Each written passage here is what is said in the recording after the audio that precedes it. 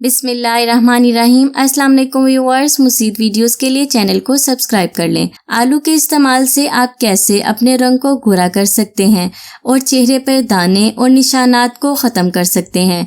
रंग गोरा करने का सबसे आसान और सस्ता तरीका जो आज मैं आपको बता रही हूँ। इसके लिए आपको आलू चाहिए छोटा 1 अदद, अरके गुलाब आपको चाहिए 3 खाने के चम्मच, लीमू आधा, बेसन 1 चम्मच, ग्लिसरीन 2 कतरे। चिकनी जिल्द वाले सिर्फ 1 कतरा ही डालें। इसका तरीका इस्तेमाल ये है कि सबसे पहले आलू को छीलकर छोटे टुकड़ों में काट लें।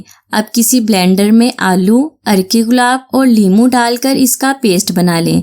अब इस पेस्ट के अंदर 1 चम्मच बेसन और ग्लिसरीन डाल दें। अब इसको अच्छी तरह से मिक्स करें। अब आपका पेस्ट रेडी है।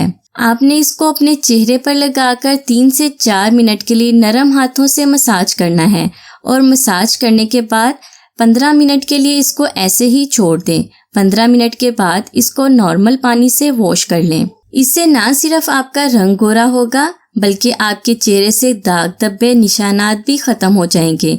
इसका कोई भी साइड इफेक्ट नहीं है।